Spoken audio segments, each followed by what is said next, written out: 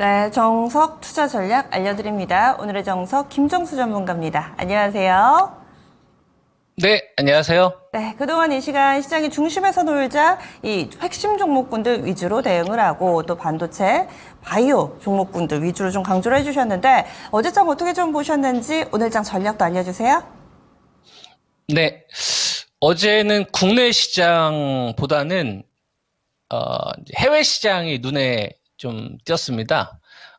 우리나라가 이제 장 끝난 다음에 이제 해외 시장에서 두 가지 포인트가 보이더라고요. 첫 번째는 파월 의장의 발언이 세다. 그러니까 금리 인하 기조가 우리가 유지가 되는 거는 시장에서 예상하면서 왔었는데, 계속 이거를 의심하는 지표들이 그동안 발표가 됐었거든요. 근데 이거에 대해서 분명히 좀 선을 긋는 것 같아요. 인플레이션 잡는 거 중요한데, 목표치 어느 정도 충족된 것 같고, 앞으로 고용이 더 중요한 것 같아요. 그래서, 금리 인하 할 겁니다. 이거 의심하지 마세요. 금리 인하 갈 겁니다. 요거에 대한 이 시사를 굉장히 좀 세게 했기 때문에 연내에 한 두 번 정도 금리 인하 컨센으로 거의 시장이 좀 가겠구나. 이거는 이렇게 생각할 수 있겠죠. 하락할 명분이 없는 거예요. 시장이 불확실성이 생겨야 되는데 금리 이 통화 정책과 관련된 발언을 파월 의장이 이렇게 하면은 하락할 명분이 없는 거예요. 이게 저는 첫 번째로 보였고, 뭐 우리나라 종합주가지수에서는 제가 여러분들에게 기준 잡아드린 게 2710이 제압되는 순간 하방 보면 안 된다. 하방 보면 새가 된다. 그죠? 그래서 곧버스 투자하지 말고 하방 베팅하지 말고 삼성전자를 사야 된다라는 전략을 제시하면서 왔었잖아요. 그러니까 해외 쪽도 더 견고해지는 거죠. 그러면 그동안 제가 여러분들에게 2710을 기준으로 한 자리가 어느덧 지금 2875까지 올라왔기 때문에 요 상단도 이제 좀 높아져야 되지 않나. 이 하방을 경계하는 이 신호가. 요거는 제가 조만간에 그 밸류 계산해서 방송 통해서 여러분한테 알려드릴게요. 아시겠죠? 이거 좀 참고하시면 좋겠고. 그 다음에 이제 두 번째 포인트가 뭐였냐면은 손에 손잡고다. 그러니까 여태까지 해외 시장은 각계 전투, 나만 잘 먹고 잘 살아지 이런 시세였었어요. 그러니까 엔비디아 나만 강해야지, 마이크론 테크놀로지 나만 강해야지, 그리고 애플 왕따. 내가 이번에 시총 1위 할 거고 애플 너 3위로 내려가 있어. 너하고 나하고는 따로 갈 거야. 이런 식. 또는 테슬라 넌 또 소외. 엔비디아 나만 강할 거야. 마이크론 테크놀로지, TSMC, AI 시대를 열었던 이런 주식들이 집단화돼서 부익부 빈익빈 장세 이런 식의 흐름으로 갔고, 또는 엔비디아가 쉴 때 테슬라 나 이제 반등한다. 엔비디아 너 이제 그동안 많이 올랐으니까 너 이제 가격 조정 나와야지. 나 반등 나올 거야. 이런 거. 그 다음에 AMD 같은 경우도 한 2위 업체잖아요. 엔비디아한테 좀 열의가 되어서 이 AI 시대에서 어떻게 보면 2인자, 이 낙인 찍힌 기업인데, AMD도 그동안 자금이 안 들어왔었거든요. 그러니까 AMD만 철저하게 좀 소외받는 흐름들이 있었단 말이죠. 근데 이런 AMD조차도 이제 상승에 좀 동참하는. 그리고 이제 애플 같은 경우도 시총 다시 1위에 복귀를 했는데, 1위에 복귀한 게 엔비디아를 박살내거나, 테슬라를 박살내거나, AMD를 박살내면서 이렇게 간 게 아니라, 여태까지는 나만 잘 먹고 잘 살아야지, 나만 쏠려서 시세가 터져야지, 이런 시장이 만들어졌었다면, 어제는 파월 의장의 좀 그런 금리 이 인하 완화적 발언이 좀 강도가 세서 그런지 몰라도 손에 손잡고, 자 이제 그만 싸우고 우리 신고가 만들어야지. 애플 시총 1위 너 해. 엔비디아 나 따라간다. 엔비디아가 갈 때는 AMD 버렸었거든요. 근데 AMD도 이제 급등이 나오면서 AMD 같이 손에 손잡고 이제 싸우지 말래. 돈님께서 싸우지 말래. 시장 뚫으래.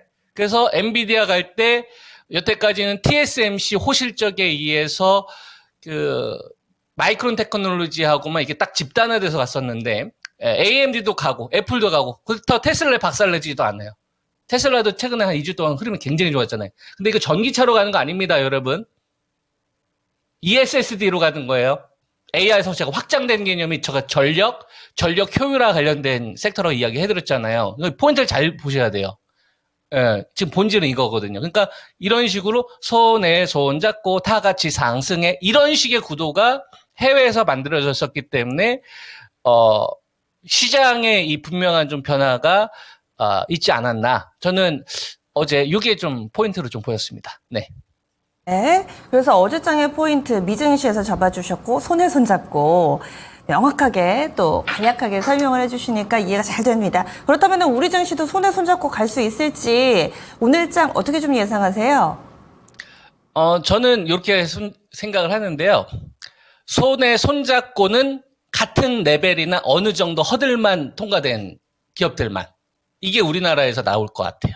그러니까 미국 같은 경우는 전 세계 모든 돈이 다 쏠려 있기 때문에 그게 가능한데 우리나라는 해외 시장에 서포터 해주는 역할, 수출이 중심인 나라이기 때문에 이 내수가 큰 시장이 아니기 때문에 큰 형님이 이만큼 먹으면은 우리가 이만큼 못 먹어요. 요만큼 먹는데 요만큼 먹을 때 허들을 해요. 너 영어 할 줄 아니? 좀 대학교 나왔어? 인서울이야? 너 매출과 이익은 뒤로 성장하지 않지? 이렇게 허들을, 이렇게 사람은 커트를 치잖아요. 그러니까 큰 힘을 가지고 있는 형님의 입장에서는 밑에 있는 애들을 내가 선택을 해줄 때는 다 같이 허락을 안 해줘요. 똘똘한 애들만 딱 취해서 걔네들만 먹여 살려주지. 그러니까 일정한 허들이 있기 때문에 우리나라 시장의 냉정한 현실을 받아들여야 됩니다. 냉정한 현실을 받아들이면 이제 돈이 이렇게 쫓아오는 거고, 아유, 난 그래도 어떻게든 갈 거야. 그러면 철저하게 가난을 져요. 자본주의에서는. 그래서 시청자분들은 저는 순응했으면 좋겠다. 이런 시스템을 받아들이면 편안해져요. 그러니까 이런 걸 일단 인정해야 된다. 우리가 미국에 태어나지 않았으니까. 그래서 일정한 허들을 넘어야 된다. 일정한 허들을 넘은 걸 어떻게 하느냐? 뭐 돈이라는 건 결국 기업의 가치를 추구하는 거고 매출과 이익이 늘어나는 거. 이런 기업들에 대한 자금들이 얼마만큼 베팅되느냐. 요것이 중요하게 될 텐데 그 허들을 저는 이렇게 제안을 드리고 싶어요. 첫 번째, 역성장이 있으면 안 돼요. 매출하고 이익하고 역성장이 있으면 역성장이 해소될 때까지 기다리세요. 아시겠죠? 예, 역성장이 해소될 때까지. 그러니까 요번에는 턴어라운드 될 거야 다 버리셔야 됩니다. 이렇게 턴어라운드 될 거야가 안 돼요. 턴어라운드 된 것이 명백하게 나와야 돼요. 아시겠죠? 그리고 역성장이 있으면 안 돼요. 그 다음에 흑자 전환되는 게 명백하게 나와야 됩니다. 흑자 전환된 게 명백하게 나와야 돼요. 적자에서 흑자 전환된 게 전환될 거야가 아니에요. 적자 되는 게 명백하게 나와야 돼. 그리고 이것이 미국 패권 기업하고 같이 성장해야 됩니다. 요 두 가지 포인트만 있어도 기업들 많이 줄여낼 수 있어요. 자, 봐봐요, 여러분. 잘 한번 생각해봐요. 자, 하이닉스. 23만 닉스가 지금 전고점을 가고 있는 구간에서 하이닉스 88,000원 여러분들의 추천드렸었을 때는 반도체가 적자였었을 때 치킨 게임 밸류였었는데 흑자 전환되고 나서 지금 사상 최고치 가는데 2년 걸렸어요. 그죠? 예, 적자 밸류에 사면은 돈을 벌었는데 반도체가 흑자 전환된 거 보면서 시동이 걸리니까 이런 랠리가 나온 거잖아요. 하이닉스만 이러지 않는다는 얘기예요. 앞으로. 자, 삼성전자가 작년도하고 올해하고 여러분들 가장 큰 차이가 뭡니까? 작년도는 반도체가 적자가 났었어요. 작년도는 매출과 이익이 역성장했어요. 근데 지금은 반도체가 흑자 전환했잖아요. 예상한 게 아니죠. 지금 흑자 전환되고 수치를 보이죠. 그죠? 흑자 전환된 게 보이잖아요. 요런 기업들이 이제 뭘 봐야 돼? 엑셀 밟는 거예요. 엑셀 밟으면 쭉 가는 거예요. 그래서 77,200원에 매수하신 분들은 한 번은 내리시면 안 되고 삼성전자가 하이닉스처럼 시동을 거는지를 봐야 되는데 그 거래 대금이 만약에 한 2조 이상 붙는다. 그럼 중간에 내리시면 안 돼요. 딱 붙어 있어야 돼. 쭉 이렇게 올라갈 때까지. 아시겠죠? 그렇게 말씀을 좀 드리고 자, 그다음에 LG전자도 여태까지 말썽꾸러기였었던 뭐 전장 관련된 게 지금 다 흑자 전환됐지 않습니까? 그리고 없던 모멘텀이 생겼잖아요. LG전자도 중간에 내리면 안 돼요. 중간에 내리면 안 되면 시장의 중심에 올라탔다고 좀 보고 있고 그 다음에 삼성전기도 마찬가지입니다. FCBG에 여태까지 증설 없어서 높은 밸류를 못 받았었거든요. 이런 주식도 시동 걸릴 수 있어요. 명백하게 기업이 좋아지는 거 잘 봐야 되는 거고 LG이노텍도 쭉쭉 갔는데 이 기업도 애플 영향을 받는데요. 저는 동시에 뭐도 보이냐면 LG 디스플레이. 적자에서 지금 흑자 전환되는 요 모습 보이니까 지금 주가가 달라지잖아요. 반도체에서 약간 덩치가 있는 기업들 가운데서 지수에 영향력을 행사할 수 있는 기업들 쪽은 자금이 붙는 거를 순응하셔라. 요 이야기를 좀 해드리고 싶고 시간이 얼마 정도 있을까요, 앵커님? 네, 마무리해주세요. 네, 반도체도 이렇게 있고 그다음에 이제 자동차하고 그다음에 이제 바이오 제약도 이런 포인트를 잡아야 되는데 이건 또 제가 내일 설명 또 드리도록 하겠습니다. 어쨌거나 좀 일정 레벨 올라와 있는 기업들 위주로 하셔라. 네.